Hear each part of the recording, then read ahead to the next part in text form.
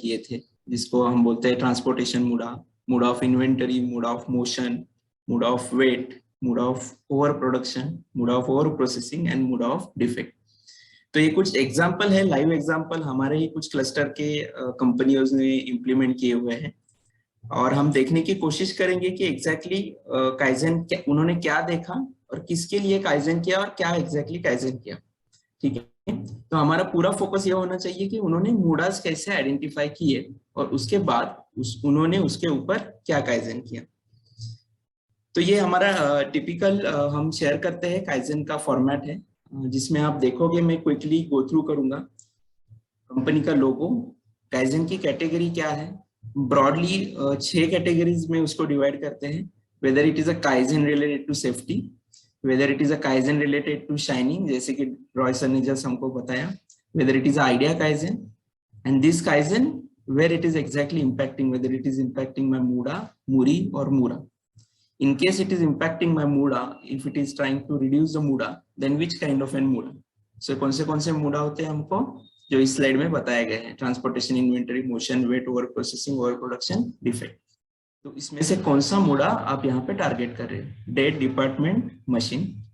Kaizen का theme क्या है? शॉर्ट में हमको उसका थीम लिखना है कि क्या करने वाले हैं हम, एग्जैक्टली प्रॉब्लम क्या आ रहा है, ये बहुत इंपॉर्टेंट है। यहाँ पे हमको सॉल्यूशन नहीं लिखना। बहुत बार हम जब काइजन इवेंट करते हैं तो लोग first come up with the solution, then they try to discuss the problem. सबसे पहले हमको प्रॉब्लम देखना है क्या है, उसको इलेबोरेट तरीके से लिखना है, फिर बाद में जाके उसको हमको एनालाइज करना है कि कौन से स्टैटिस्टिकल टूल यूज करके, जैसे कि वाइवा एनालिसिस जो लास्ट टू लास्ट सेशन में हमने देखा, या और कुछ एनालिसिस कर कुछ तथ्य है कि आप जहाँ पे इधर रिप्रेजेंट कर सकते हो। उसके बाद उसका रूट कॉज क्या था, and then based upon the root cause and problem can you go for some kind of an idea. वो आइडिया के हिसाब से आपने क्या काउंटर मेजर लिया, उसका सिचुएशन क्या था पहले, इम्प्लीमेंटेशन होने के बाद क्या सिचुएशन है, कुछ स्कोप है कि हमको स्टैंडर्डाइजेशन करने के लिए। See standardisation is different from a horizontal deployment. Standardisation में हम क्या देखते हैं कि वो हमारा प्रोसेस का हिस्सा कैसे हो। सो उसके लिए हमको जो करना है वो बेसिकली हम देखते हैं कि स्टैंडर्डाइजेशन में आ सकता है क्या।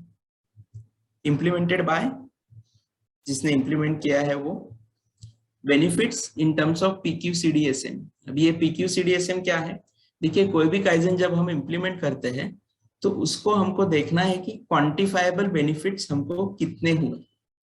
क्यों क्वांटिफाई करना है? क्योंकि it is always good to understand कि इससे कंपनी को क्या, ऑर्गेनाइजेशन को क्या फायदा हुआ, मे बी, और ये फायदा किस हिसाब से, किस प्रकार में हो सकता है, तो हम उसको बोलते हैं PQCDSM। So what is P? It may have impact in the productivity. ये काइजन करने से मेरा प्रोडक्टिविटी बढ़ गया है।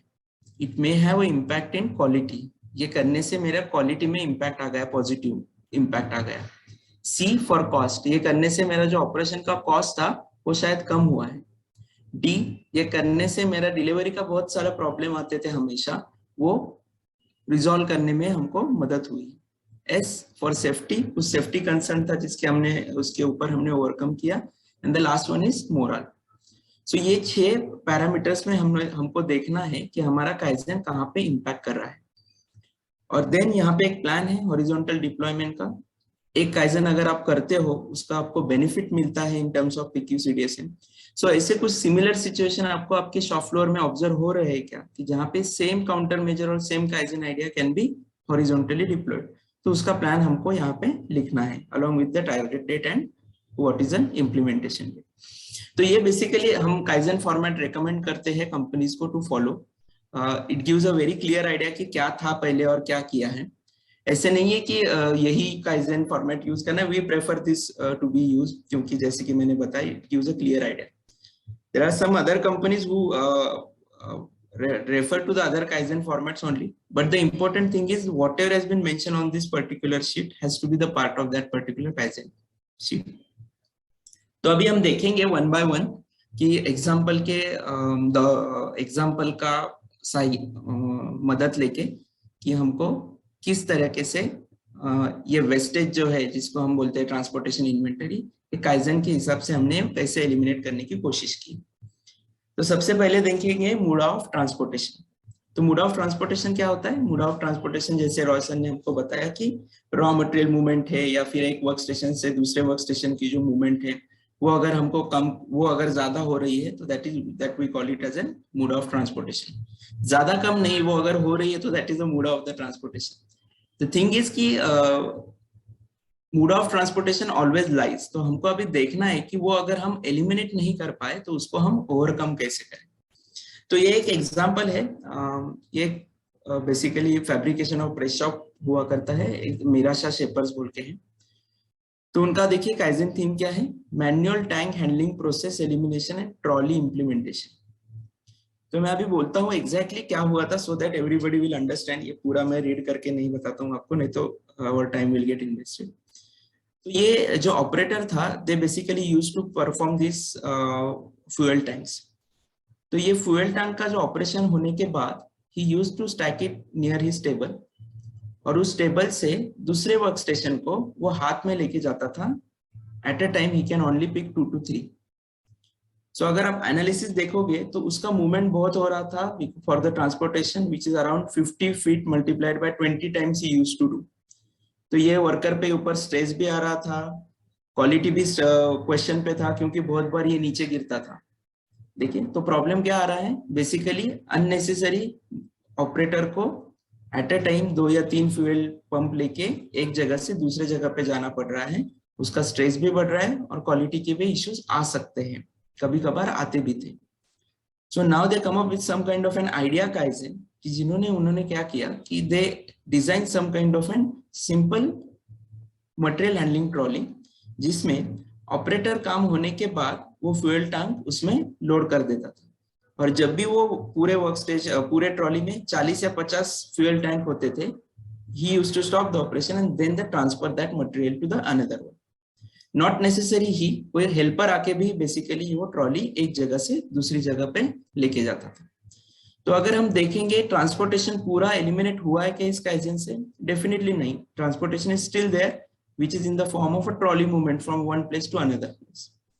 लेकिन फ्रीक्वेंसी कम हुआ है क्या ट्रांसपोर्टेशन का when it comes to operator, कि वो 2-2 3-3 लेके जाता था? तो डेफिनेटली कम हुआ है। करेक्ट? इससे क्या हुआ? इससे बेसिकली ऑपरेटर के ऊपर का जो स्ट्रेस था वो कम हुआ है, ट्रांसपोर्टेशन का लीड टाइम हुआ है वो कम हुआ है, और अबाउट क्वालिटी का जो हमारा रिस्क फैक्टर था वो भी कंप्लीटली एलिमिनेट हुआ है। करेक्ट? सो आप रिजल्ट में देखोगे यहाँ पे, तो they have said the traveling time has been reduced from 63 minutes to only 3 minutes. Correct? अभी ये हमेशा ऐसे जो टाइम होते हैं वो हिडन टाइम होते हैं, we have to be very careful. आपको शॉप के ऊपर जाना पड़ेगा, देखना पड़ेगा कि ऑपरेटर क्या कर रहा है, not for a small duration of time, probably 1-2 घंटा देखिए वो क्या कर रहा है, तो आपको ये जो सब हिडन वेस्टेजेस है वो ऑटोमेटिकली दिखना चालू हो जाएगा। एक और एग्जांपल लेंगे ट्रांसपोर्टेशन वेस्ट का। हाँ, 1 minute, जस्ट गो बैक। या इधर गलती से मोशन लिखा हुआ है, ये एक्चुअली जो कंपनी किए हैं, मेरा सजेशन है उनको कि उसको ट्रांसपोर्ट में लिखिएगा प्लीज। या प्लीज।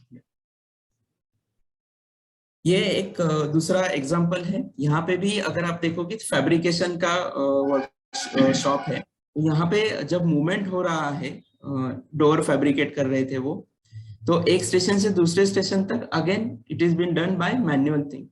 तो 2-2 बंदे आते थे और वो डोर उठा के दूसरे वर्क स्टेशन पे जाके रखते थे। अभी लेआउट ऐसे था कि दूसरा जो वर्क स्टेशन था it was quite away because of some safety concern. So again ये 2-2 उठा के जा रहे हैं, तो can we do some kind of an material handling equipment so that the transportation time will get reduce. तो again they come up with some kind of an simple trolley, जहाँ पे इतने बड़े डोर्स वो रख पाते थे। The trolley wheels are design in such a way कि वो खींचते समय उसको ज्यादा स्ट्रेस नहीं है। So again a similar principle जो ट्रांसपोर्टेशन का वेस्ट हम देख रहे थे लास्ट काइजन में, exactly similar, only the nature of the product is different but the waste is basically same. Again ये आइडेंटिफाई कैसे हो रहा है? वहां पे हम जा रहे हैं, हम देख रहे हैं कि 2-3 घंटे में ऑपरेटर आ रहे हैं और बेसिकली डोर की मूवमेंट एक जगह से दूसरी जगह पे कर रहे हैं। I will show one more Kaizen of the done for the transportation MUDA. ये देखोगे आप, ये थोड़ा सा बिफोर का चित्र है शॉप फ्लोर का। और ये जो है ये आफ्टर का बेसिकली फोटोग्राफ है। तो क्या हो रहा था बेसिकली, रॉ मटेरियल स्टोर से जब हम मटेरियल लाते थे मशीन को लोड करने के लिए, तो मैन्युअल वे से एक हेल्पर जाता था और बेसिकली क्रेट में सामान लाके वो यहाँ पे रखता था। सो वो बहुत बेसिकली कम्बरसम हो रहा था, बहुत स्ट्रेस दे रहा था ऑपरेटर को, so that they come up with some kind of an idea कि जिससे हम ट्रांसपोर्टेशन का टाइम कम कर सकते हैं क्या। तो यहाँ पे देखोगे, यहाँ पे एक उन्होंने एक रेल जैसे सिस्टम बनाया है और उस रेल के ऊपर ये ट्रॉली लगाया है। ये ट्रॉली निकलता है अपने रॉ मटेरियल स्टोर से और हर एक मशीन पे जहां जहां का भी मटेरियल की जरूरत है वहां पे वो देता है और basically it goes back again to the store. इससे रिलेटेड एक वीडियो है, I just play that so that everybody will understand how it basically works. देखिए,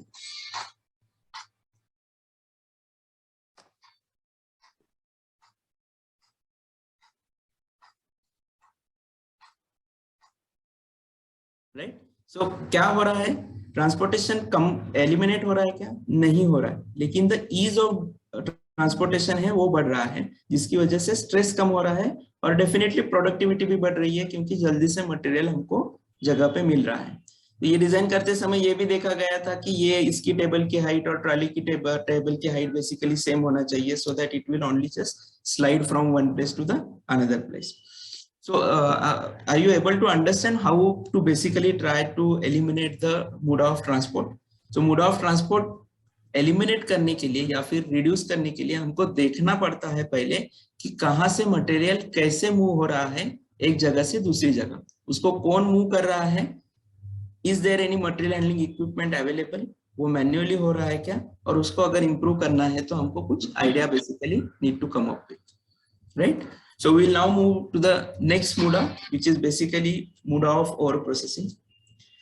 So MUDA of over processing हमको क्या बताता है कि ऐसा कोई ऑपरेशन हम कर रहे हैं क्या कि जिसकी जरूरत नहीं है, या फिर ऐसा प्रोसेस हम कर रहे हैं क्या जो किसी आसान तरीके से भी हो सकता है, कि जैसे कि कंबाइन करके ऑपरेशन भी हो सकता है, फिर भी वो मैं नहीं कर रहा हूँ। तो हम देखेंगे एक एग्जांपल की MUDA of over processing क्या है। तो यहाँ पे आप देखोगे कि to reduce the inspection time for increasing the productivity. So क्या हो रहा है प्रॉब्लम, देखिए, there are many dimension to check, some of them are not possible with digital vernier और height gauge, target failure. So यहाँ पे curvature basically आ रहा है और बहुत सारे डायमेंशन है जो बेसिकली एक साथ मेजर करना वो मेजर नहीं कर रहे थे। सो कभी कभार वो हाइट गेज यूज कर रहे थे, कभी कभार वर्नियर गेज यूज कर रहे थे।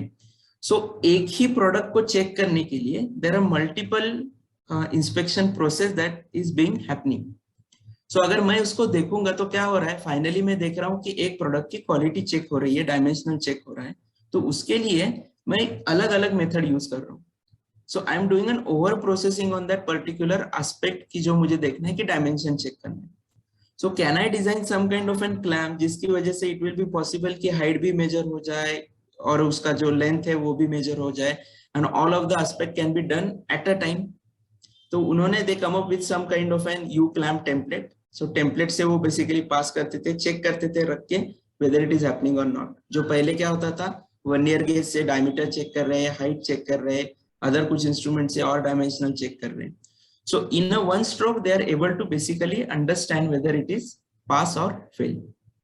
सो why I am calling it as an over processing.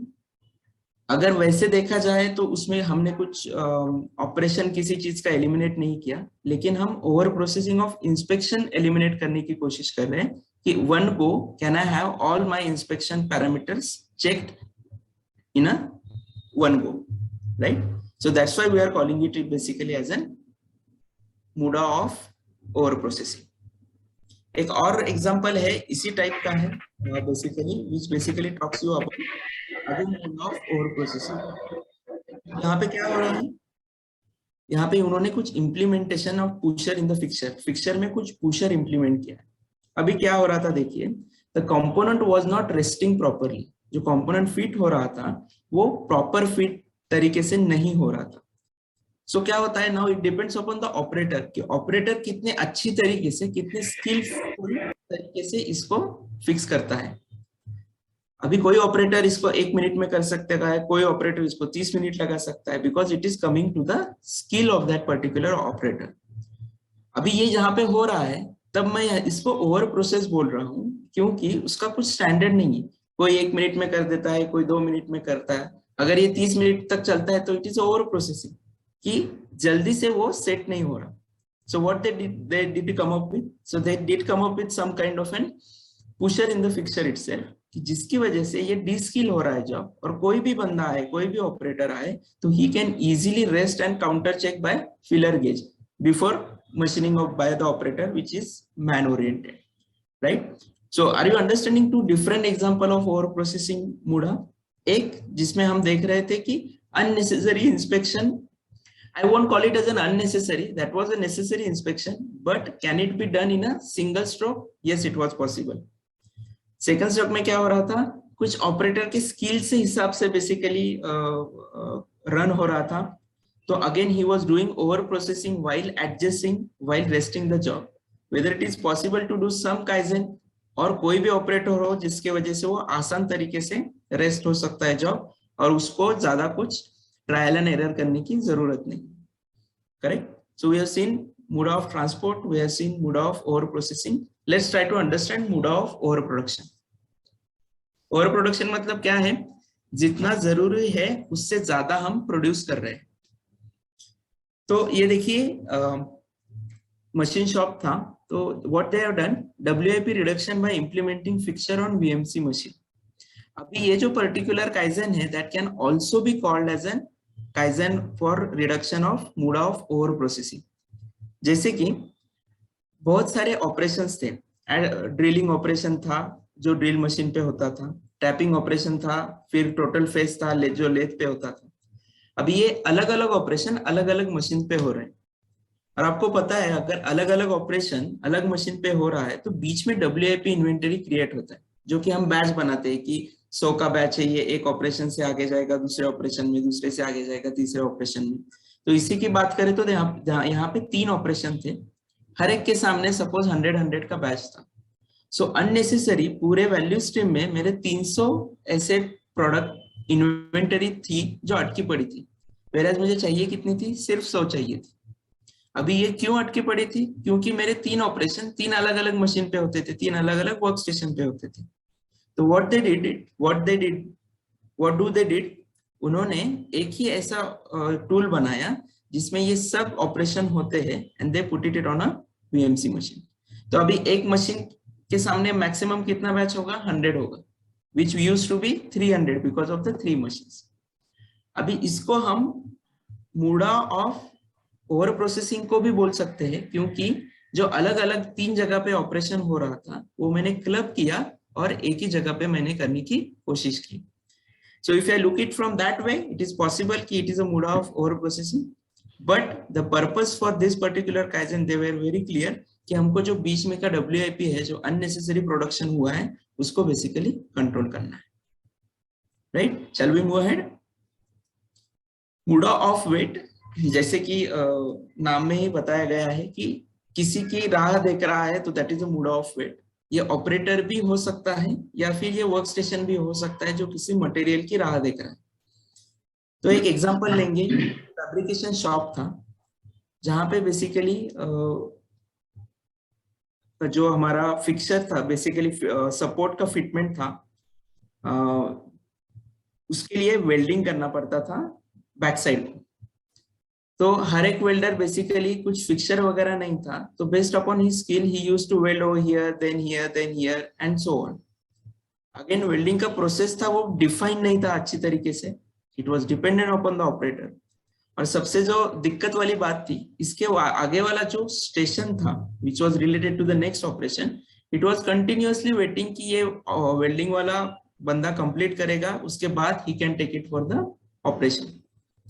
So next वाला वर्क स्टेशन हमेशा राह देखता था कि कब वेल्डिंग कंप्लीट हो जाए और कब मैं आगे जाके का ऑपरेशन करूं, और वो हमेशा कम ज्यादा होता था। कोई स्किल ऑपरेटर आया तो इमीडिएटली मिलता था, कोई अनस्किल ऑपरेटर या फिर कम स्किल वाला ऑपरेटर हो तो फिर से उसके टाइम के ऊपर that weight is used to happen, कम या ज्यादा। तो अभी उन्होंने क्या काइजन इंप्लीमेंट किया, उन्होंने एक स्मॉल फिक्सर बनाया जो वो जॉब के ऊपर रखते थे along with the markings and everything, so that welder is very clear कि कहाँ पे करना है और कैसे करना है. So they have basically created 10 supports of the welding which is used to happen manually. उसके लिए उन्होंने एक fixture डिजाइन किया जिसमें 10 support at a time basically they can weld, not at a time, one after another, but the position and all other stuff because of the fixture was very clear. तो अभी क्या हो रहा है, because of this particular fixture there is a standard time getting associated with this welding process. So now they can say कि now this can be done in 5 minutes or 10 minutes. So आगे वाला जब मैं line balance कर रहा हूं तो मुझे क्लियर पता चल रहा है कि इस वर्क स्टेशन से आउटपुट कितने टाइम में आगे जाने वाला है. अगर इस टाइम में मेरा आउटपुट आगे जाने वाला है तो how can I balance my next work station so that he will not be waiting for any of the raw material from the previous one. Correct? So आपको समझ में आया क्या हो रहा है यहाँ पे? यहाँ पे ये हो रहा है जो unnecessary weight आ रहा था because of something. ये something क्या था? ये something था कि वेल्डर के स्किल के ऊपर my welding time is used to happen. तो वो मेरा रूट कॉज था. So उसके लिए मैंने एक फिक्सर डिजाइन किया. फिक्सर ऐसे डिजाइन किया कि कोई भी वेल्डर अगर वहां पे आता है तो he will be very clear कि वहां मुझे कहाँ पे वेल्डिंग करना है और कितने स्पॉट्स को वेल्डिंग करना है. Then I will remove that fixture and will pass on to the next section. So that was basically an kaizen idea kaizen which was implemented for reducing the weight of the reducing the muda of the weight. Let's go and understand muda of defect. ये समझने में बहुत आसान है actually. जहां कहाँ भी rework होता है या फिर जहां कहाँ पे भी रिजेक्ट होता है वो नहीं होने के लिए हमको जो आइडिया काइजन या फिर काइजन इंप्लीमेंट करना है that will be basically called as an kaizen for avoiding the muda of defect. तो ये एक बेसिकली मिलिंग से स्टेशन था. यहाँ पे आप देखोगे कि ऊपर वाले सेक्शन में एक मिलिंग का स्ट्रोक आ रहा है. What used to happen because of this bigger length which is kept out of that particular job, उसको support नहीं था and because of the overhanging, and that used to cause the problem in my concentricity and eccentricity. So ये उनको पता चला and then there is a continuous rejection because of these two parameters, and then they have identified कि यहाँ पे कुछ support नहीं है, so milling collet हमको develop करना पड़ेगा, and then I need to give some kind of a support so that ये जो overhanging की वजह से मेरा जो concentricity lose हो रहा है वो may not be into the picture. So that's why they have basically developed some milling collet which will basically ensure कि overhanging नहीं है और उसको अच्छी तरीके से support मिल रहा है while clamping. तो अभी इस शीट में आप अगर देखोगे तो कॉस्ट बेनिफिट देखिए कैसे निकला है. एक तो रिजेक्शन कॉस्ट बेनिफिट, जो कुछ भी हमारा रिजेक्ट हो रहा था वो पर एनम कितना हो रहा था. At the same time production का कॉस्ट कुछ इंक्रीज हुआ है because of this collet and other things. So उसका हमने इन्वेस्टमेंट कितना किया है, right. So we have to be careful कि जब हम कर रहे हैं कितना इन्वेस्टमेंट हो रहा है, कितना उसको हम ROI देख रहे हैं. So we have to have an eye on that particular stuff. So next जाएंगे मूड ऑफ मोशन. जैसे कि हमको बताया गया लास्ट सेशन में, मूड ऑफ मोशन क्या होता है. काम करते समय जब ऑपरेटर को कुछ ढूंढने के लिए जाना पड़ रहा है या फिर कुछ मोशन हो रहा है ऑपरेटर का व्हाइल वर्किंग, तो वो हम बोलते हैं उसको मोशन ऑफ मूडा. तो यहाँ पे एक एग्जांपल लेंगे कि क्या मोशन ऑफ मूडा था. So operator has to pick some material from this particular pallet. Pallet में मटेरियल कैसे रखा गया है, रैंडमली रखा गया है. सो ऑपरेटर को क्या करना पड़ता था, जो करेक्ट मटेरियल है उसको ढूंढना पड़ता था. सो उन्होंने यहाँ पे एक सिंपल काइजन किया जिससे शेप वाइज साइज वाइज उन्होंने मटेरियल रखने के लिए 2S अरेंजमेंट बनाए. And now you can easily understand कि ऑपरेटर का टाइम ढूंढने में नहीं जा रहा है, करेक्ट. सो क्या हो रहा है, उसका जो मोशन लॉस है यहाँ से वहां जाके बेसिकली ढूंढना वो कम हो रहा है. He can immediately pick up the things and keep it on a basically load it on a machine. तो मोशन मूडा और ट्रांसपोर्ट मूडा में थोड़ा सा डिफरेंस है कि व्हाइल वर्किंग ऑपरेटर का जो कुछ भी मूवमेंट हो रहा है that is my motion muda. Transport muda क्या है, एक बार सब रखा है, मटेरियल मूवमेंट एक जगह से दूसरी जगह पे हो रहा है, ट्रॉली यूज कर रहे हैं या फिर मैन्युअली कर रहे हैं, that is basically my transport muda. I hope you are clear. One more example देखेंगे. जैसे कि अगेन सिंपल 2S अरेंजमेंट किया हुआ है. क्या किया है 2S अरेंजमेंट कि एक जगह पे उसको जाना पड़ता है कुछ गेजेस फाइंड आउट करने के लिए, तो वो गेज मैंने अगर मेरे मशीन के नजदीक लगा दिया so that my operator doesn't have to move a common place जहां से मुझे बेसिकली कुछ गेजेस या फिर कुछ मे बी एनी इंसर्ट लेना है, जाके लेना है, तो वो किसी कॉमन जगह पे रखने के वजह मैं मशीन पे कुछ अरेंजमेंट कर सकता हूँ।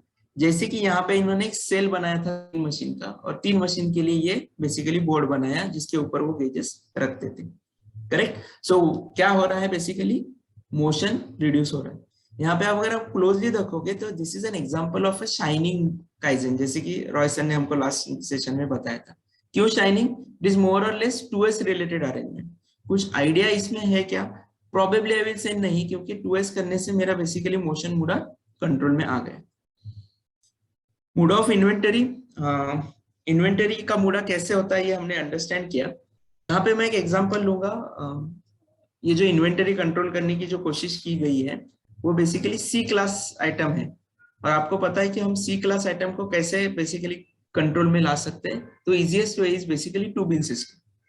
सो हमारे ही ग्रुप में एक इंटू वेलनेस है, इन्होंने बहुत अच्छी तरीके से बेसिकली 2 बिन सिस्टम इंप्लीमेंट किया है। तो व्हाट दे डिड बेसिकली, तो उन्होंने सी क्लास आइटम इश्यूज क्या थे कि हमारे सी क्लास आइटम कभी भी शॉर्टेज में नहीं आना चाहिए, और अगर मेरे सी क्लास आइटम शॉर्टेज में आ रहे हैं तो what is the system that will ensure कि मेरा शॉर्टेज नहीं। एट द सेम टाइम ऐसे भी होता है कि जो चीज लगने वाली है वो अवेलेबल नहीं है, और जो चीज नहीं लगती वो अबंडेंसी में अवेलेबल है। तो जो अबंडेंसी में अननेसेसरी मटेरियल पाइल अप हो रहा है, इन्वेंटरी बढ़ रहा है, उसको मैं कैसे कंट्रोल करूं? तो रूट कॉज क्या है उसका? तो उसको ट्रिगर बेस्ड सिस्टम कुछ प्लेस में नहीं था, कि पता ही नहीं चलता था कि ये कम हो रहा है, ये ज्यादा हो रहा है, ये खत्म होने को आ रहा है। So that's why they implemented a very simple 2 bin system. जैसे कि एक बिन में से जो मटेरियल खत्म हो गया तो हम यूज करना चालू करेंगे सेकंड बिन का, और फर्स्ट बिन के मटेरियल के लिए हम फिर से परचेस ऑर्डर रख के इसको फुलफिल करने की कोशिश करेंगे। तो जब तक ये मेरा खत्म होता है ये बिन मेरा फिर से भर जाएगा, so that shortage will not be there. और अगर ये मूव ही नहीं हो रहा है तो I am not going to place any of the purchase order. तो इससे क्या होगा, जो नहीं लगने वाला सी क्लास आइटम है that will be control in a very processed way. Correct. So आपको समझ में आया? I have taken the many one example each probably to understand how to control the different types of mudas of transportation, inventory, motion, over processing, over production, depth and weight. अलग अलग shop floor में अलग अलग application होते हैं। The important factor is basically you need to see what is happening on a shop floor, what is happening at a place जहाँ पे काम हो रहा है। वो अगर हम मूडा की तरीके से देखने को लगेंगे तो आइडिया काइजन हमसे बहुत दूर नहीं है। एक और काइजन दिखाता हूँ which is related to a safety kaizen. Press shop है तो हाथ प्रेस में नहीं आए इसलिए उन्होंने ये काइजन इंप्लीमेंट किया। What is that? It basically ensures कि मेरे ऑपरेटर का हाथ गलती से भी मशीन में नहीं आए। So this is a top level safety kaizen जहाँ पे एज सच मूडा नहीं है बट सेफ्टी बेसिकली कॉम्प्रोमाइज नहीं हो रही है। राइट। इसी का एक और वीडियो है, यू विल अंडरस्टैंड कि how it basically work. Slow motion में निकला है। अगर हाथ रहता है तो that flap will take care and it will move it away from that particular place. Right. So these are the various types of Kaizen which we looked at in order to overcome MODAs as well as safety point from shop floor point of view.